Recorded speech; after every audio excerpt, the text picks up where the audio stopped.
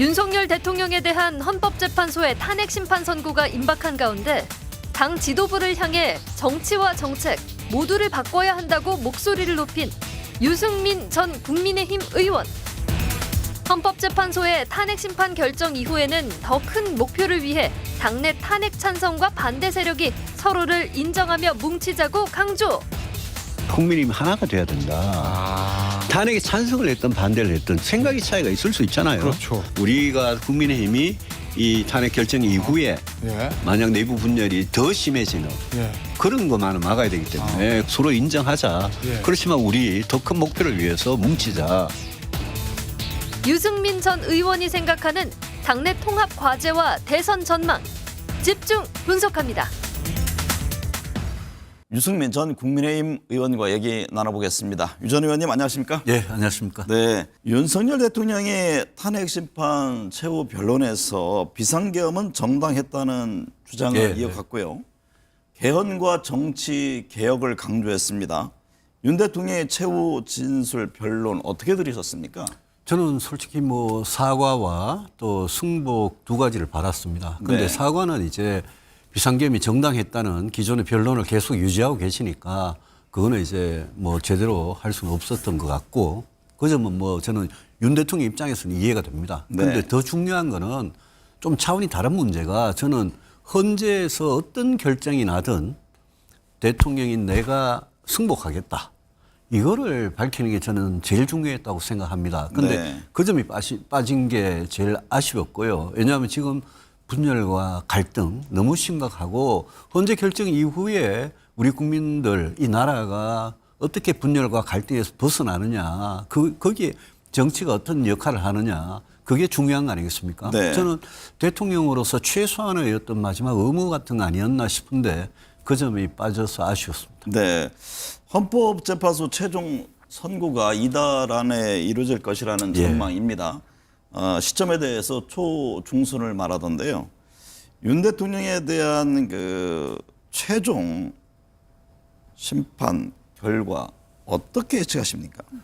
그래서 저는 뭐 개인적으로 탄핵에 찬성했던 사람입니다만은 네, 저는 이번에 헌법재판소 결정이 진짜 그 사람들의 어떤 재판관으로서 양심 또 헌법과 법률에 입각해서 저는 국민 다수가 납득할 수 있는 그런 공정한 결정이 나와야 된다고 생각합니다. 네. 그래서 뭐 3월 초중순이라고 말들 하지만 저는 며칠 시간 이게 중요한 게 아니라 네. 헌재가 얼마나 국민 다수가 납득할 수 있는 공정한 결정을 내놓느냐.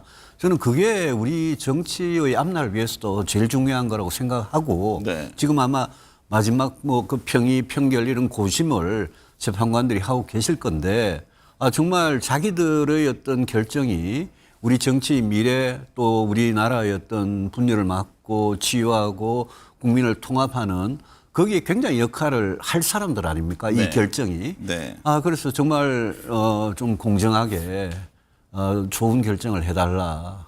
그것만 바라고 싶습니다. 네. 예.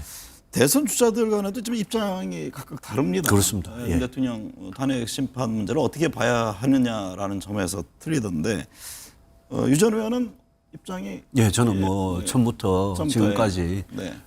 이거는 국회와 선관위를 군과 경찰을 동원해서 이렇게 제압하려고 했던 네. 그런 부분은 그거는 도저히 이거는 있을 수 없다 그런 생각이고 그래서 제가 비상계엄은 잘못됐고 탄핵에 대해서는 찬성한다는 네. 말씀을 여러 번 드려왔습니다. 네. 유 전 의원은 그 탄핵의 강을 넘어야 한다고 강조했습니다. 예. 당내 분열을 우려한 것으로 보이는데요. 탄핵 심판 결론이 나오면 어떤 결과든 승복하고 하나가 돼야 한다 이런 주문인 셈이죠. 예, 그런 주문이고요. 네. 제가 탄핵의 강을 건너자 이 네. 표현을 사실 제가 제일 먼저 썼습니다. 벌써 오래됐습니다. 우리가 지난 8년 전에 그런 사태를 겪었지 않습니까? 네. 그래서 제가 2019년에 제가 그때 보수가 통합을 한번 한 적이 있습니다. 총선을 앞두고. 네. 그때 제가 자유한국당의 당시 황교안 대표한테 이 탄핵의 강을 건너자. 우리가 탄핵에 찬성했던 반대했던 서로 생각의 차이가 있을 수 있으니까 그걸 인정하고 이 탄핵의 강을 건너야지 하나로 뭉쳐야지 보수 정치가 다시 일어설 수 있다 이 이야기를 했고 그 심정 지금도 뭐 벌써 한 6년이 지났습니다만은 네. 그대로입니다. 네. 국민의힘이 너무 극우화하는 것 아니냐는 지적이 나옵니다. 전광훈, 손현보 목사 등과 이 선을 그어야 한다는 주문도 있고요. 예. 이 점은 어떻게 보세요? 그 목사님들하고 좀 선을 좀 긋자 이런 주문이 많고 국민의힘 지금 정치하시는 분들 안에도 또 그런 생각을 하고 계시는 분들 분명히 저 말고도 더 있을 겁니다. 네. 저는 이렇게 생각합니다. 그 지금 광장에서 거리에서 그 정광훈 목사나 손현보 목사 그 목사님들이 주장하시는 것들 있지 않습니까? 네. 그거 중에 뭐 10개 중에 2-3개만 제가 뭐 이렇게 경청할 게 있으면 저는 경청하고 저는 보수가 늘 굉장히 이렇게 이 뭐라 그럴까요? 이 정책이든 또 이념이든 굉장히 넓게 가야 된다. 이런 생각을 늘 갖고 있기 때문에 네. 우리가 보통 극우적인 성향의 그런 분들이라도 저는 경청할 게 있으면 또 나라 걱정하는 마음이나 이런 거는 존중할 수 있습니다. 네. 다만 이런 게 있잖아요. 이번 비상계엄 사태나 탄핵에 대해서 또 부정선거에 대해서 또 서부지법 어떤 폭력 사태에 대해서 그런 거는 저는 우리 국민의힘이 건전한 보수로서 선을 그을 거는 분명히 긋고 네. 그분들 뭐 애국하는 마음, 나라 걱정하는 마음, 또 보수 정치의 앞날을 걱정하는 마음 이런 거는 저희들이 또 경청을 하고 그러면서 우리 큰 국민의힘 안에서 좀 오른쪽에 계시는 분들이나 또 중도에 계시는 분들을 같이 포괄해 나가는 이런 우리가 정당이 돼야지 지금 너무 당 전체가 그분들의 어떤 집회, 그분들의 주장에 우리가 자꾸 휩쓸려 다니는 거 이거는 우리 당 입장에서는 건강하지 못한 거다. 네. 그런 생각이 들죠. 네. 그래서 어떻게 보면 윤석열 대통령 본인이 그분들하고 굉장히 동조해 왔지 않습니까? 네. 그것도 선을 긋지 못한 거고 또 그 목사님들 말고도 극우 유튜버들 있지 않습니까? 네. 그분들도 뭐 경청할 거 있으면 존중하겠습니다만은 그분들이 평소 주장에 당이 자꾸 끌려다니는 모습 그거는 우리 국민의힘이 진짜 경계해야 되고 특히 민주당의 이재명 대표가 자기들이 원래 중도 보수다. 네. 국민의힘은 극우다 이러면서 우리를 오른쪽으로 막 몰아가는데 지금 이런 상황에서는 중원에서 중도에서의 경쟁이 우리 정치의 경쟁에서 제일 중요한 경쟁인데 그거를 우리가 포기하고 놓치는 거는 그거는 잘못됐다고 생각합니다. 보수 정부에서 탄핵 사태를 겪고 있습니다.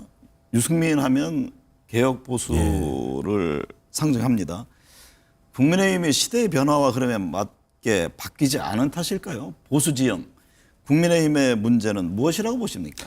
우리 보수가 옛날에 산업화와 민주화 세력이 이렇게 결합했고 특히 경제 발전에 큰 업적을 과거에 남겼고 네. 그런 과거의 업적들은 있습니다만은 시대가 많이 변했지 않습니까?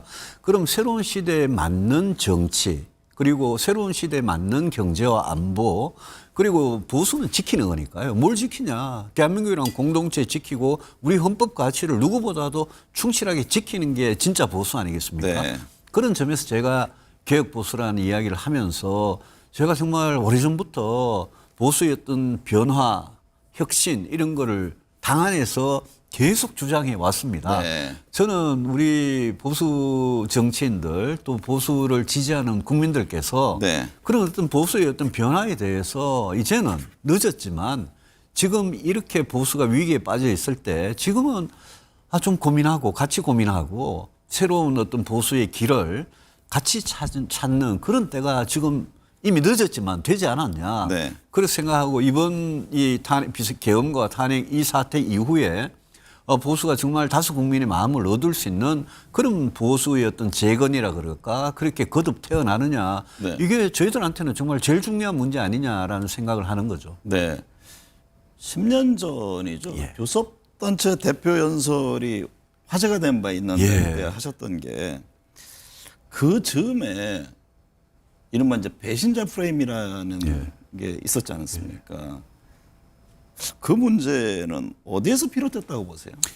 제가 그것 때문에 제가 10년간 고생을 했습니다만은 저는 그 당시에도 제가 그 국회 연설을 한 게 10년이 됐고 그 국회 연설에서 저는 보수의 어떤 새로운 길을 제 나름 활동한 고민하던 거를 제시를 했고 네. 저는 그때 우리 보수가 미리 이렇게 개혁을 하고 미리 바뀌었다면 그러면 저는 이 두 번의 탄핵을 겪는 이런 것도 저는 예방할 수 있었다고 생각을 하는 사람입니다. 네. 지금도 그 마음은 똑같고요. 제가 아까 말씀하신 그런 어떤 잘못된 프레임으로 저희 정치를 비난하는 분들이 분명히 있죠. 지금도 있고 과거에도 있었고.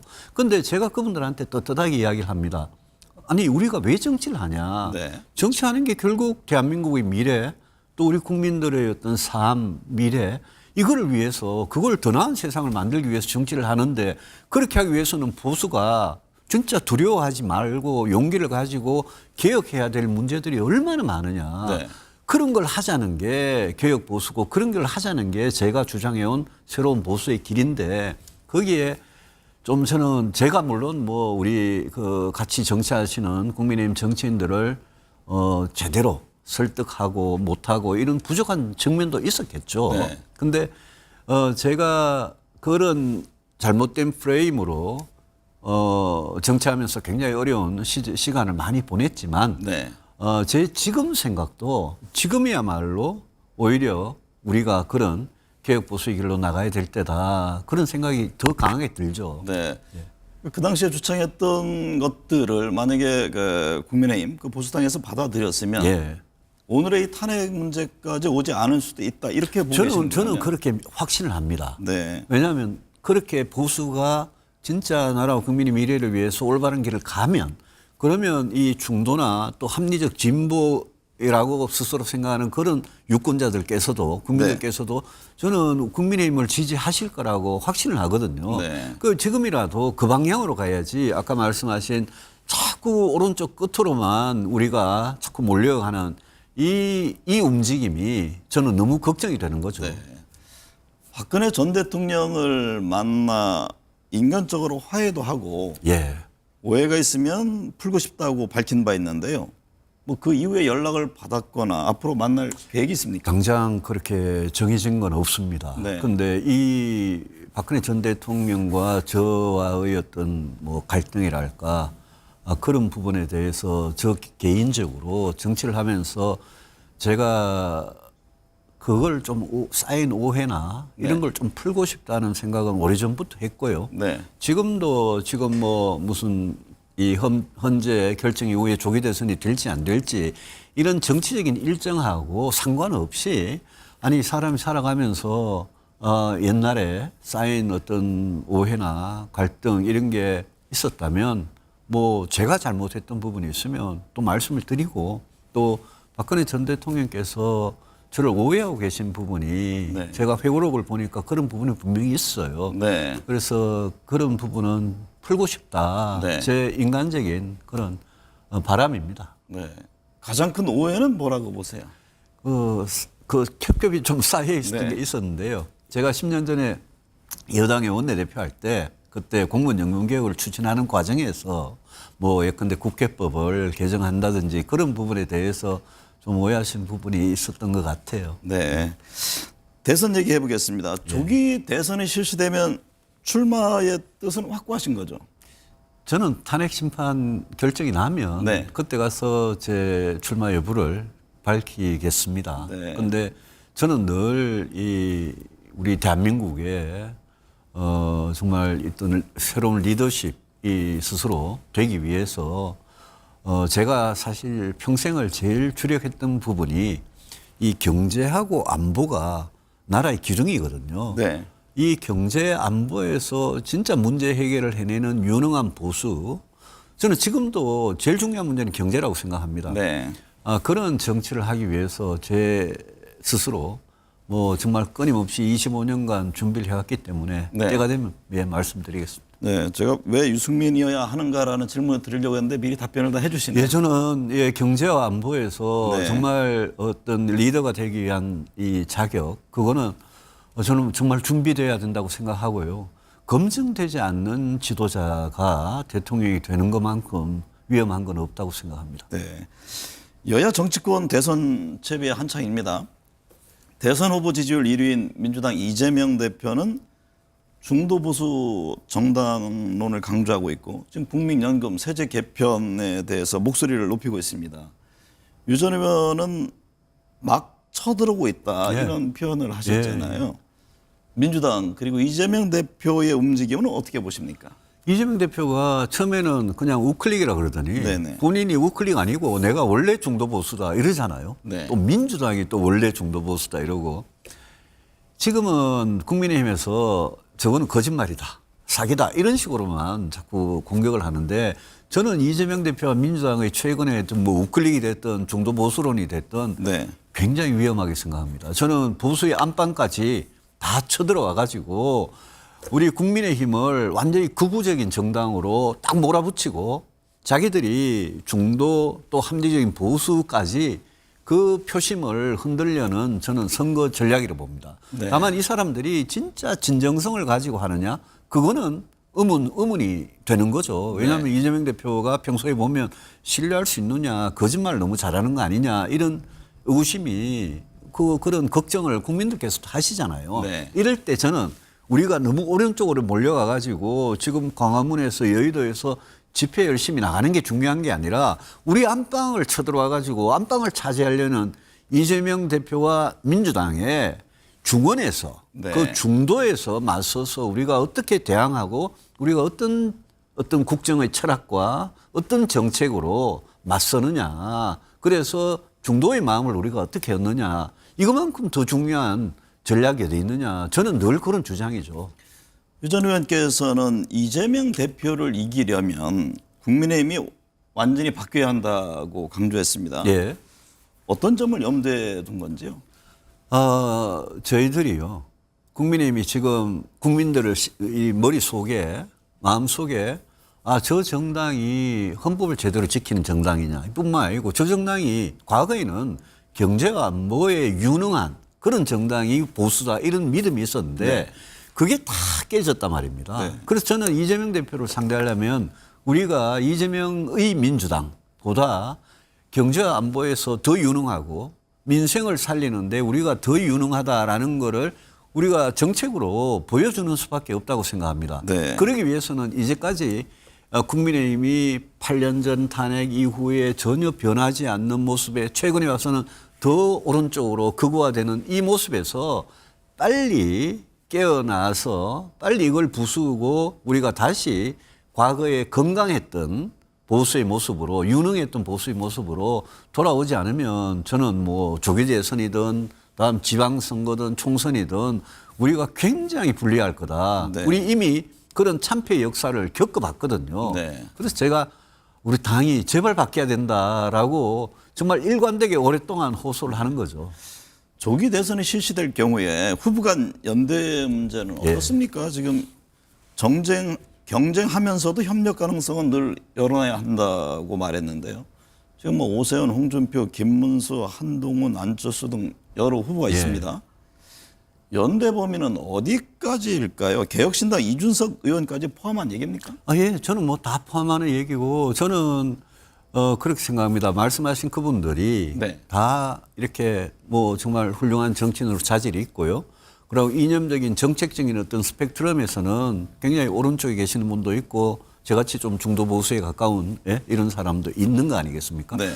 저는 마음이 다 열려 있습니다. 누구와도 만나고 누구와도 협력하고 나라가 앞으로 이 위기를 어떻게 벗어나느냐 또 우리 보수 정치와 우리 당은 이 위기를 어떻게 벗어나느냐 그런 부분에 대해서 공통 분모를 찾을 수 있다면 그것도 당에 좀 제안을 하고 네. 또 만약 탄핵 심판 이후에 만약 인용이 돼서 조기 대선이 있다면 그러면 우리 국민의힘이 굉장히 짧은 기간에 이걸 선거를 치러야 되고 특히 이재명의 민주당을 상대로 선거를 치러야 되는 거 아니겠습니까?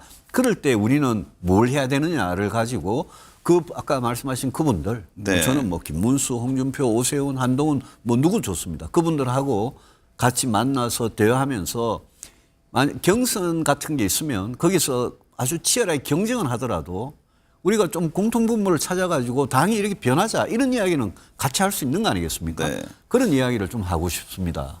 여권 내 거론되는 대선 후보 중에 유 전 의원 입장에서는 누가 가장 버거운 상대가 될 것 같습니까? 저보다 제일 오른쪽에 계시는 분은 김문수 장관이신데 김문수 장관이 보수층 지지가 제일 강하더라고요. 네. 저의 약점이죠. 네. 그래서 김문수 장관이 아마 제일 버거운 상대 아닌가 싶습니다. 네. 예. 이른바 명태균 리스트에서 자유로운 뭐 유 전 의원 포함해서 한동훈 안철수 의원 간의 연대 얘기가 있던데 그 부분은 어떻게 보세요? 일단 그 명태균 게이트라는 거는 네. 그거는 우리가 당이 지금 특검법 반대하고 있지 않습니까? 네. 저는 만약 조기 대선에 있으면 특검법은 우리 당을 공격하는 수단이 될 수 있기 때문에 저 반대하는 거 이해합니다. 그 대신에 검찰에서 네. 지금 창원지검에서 실컷 수사하다가 중앙지검, 서울중앙지검까지 올라와 있지 않습니까? 네. 그 검찰에서 그 게이트에 연루된 여러 정치인들에 대해서 불법이 있었는지 없었는지 그 부분 좀 빨리 밝혀주는 게 좋다고 생각하고 그거는 아마 뭐 오세훈, 홍준표, 이준석 의원 이런 분들 다 마찬가지라고 생각합니다. 명 씨 관련 수사 논란이 이번 대선 지형에도 영향을 줄 것으로 보세요? 그거는 불법이 있었냐 없었냐에 따라 달려 있겠죠. 네. 그러니까 검찰이 빨리 모든 거를 빨리 발표하는 게 저는 굉장히 중요하다고 생각하고 네. 만약 불법의 혐의 같은 게 증거로서 뒷받침이 된다면 그거는 타격이 있겠죠. 네. 국민의힘의 어떤 분화, 별도의 신당 가능성 이런 문제는 어떻게 보세요? 저 개인적으로는 제로입니다. 네. 예, 저는 뭐 어떻게든 이 국민의힘 안에서 보수의 어떤 변화, 혁신을 주장을 하는 거고요. 그렇게 할 거고요. 저는 다른 뭐 정치인들도 뭐 예컨대 분당을 한다든지 네. 당을 뛰쳐나가가지고 새 당을 만든다든지 저는 그거는 오히려 민주당의 이재명 대표와 민주당을 더 유리하게 더 좋게 해주는 일이라서 그럴 일 없을 거라고 봅니다. 야권은 탄핵 찬반, 내란 옹호 세력과 반대 세력이라는 이 프레임을 강조합니다. 그 안에서의 어떤 대대적인 연대를 말하던데요. 그 점은 어떻게 보고 계세요? 근데 그건 아마 탄핵에 찬성한 보수 정치인들, 보수를 흔들려고 뭐 그렇게 말을 하는 것 같아요. 네. 그런데 정치를 같이 하고 정당을 같이 한다는 게 이번에 이 사건, 계엄과 탄핵 이거 한 가지만 딱 보고 무슨 정치를 같이 하고 연대를 하고 이거는 불가능한 일이죠. 네. 그리고 민주당은 민주당대로 어떻게 보면 진보에서 우리 사회 전체의 어떤 진보적인 유권자를 대변해 왔고 그런 의미에서 이재명의 중도 보수로는 제가 보기에는 그거는 허구에 가까운 선거용 쇼라고 생각하지만 우리 당 문제는 우리 당이 어떻게 변하고 우리 당이 민주당을 상대해서 어떤 정당으로 거듭나느냐가 저는 뭐 늘 더 중요하다고 생각하는 입장에서 그렇게 생각합니다. 네. 만약 조기 대선이 실시될 경우에 예. 선거 구도와 전망은 어떻게 예상하십니까?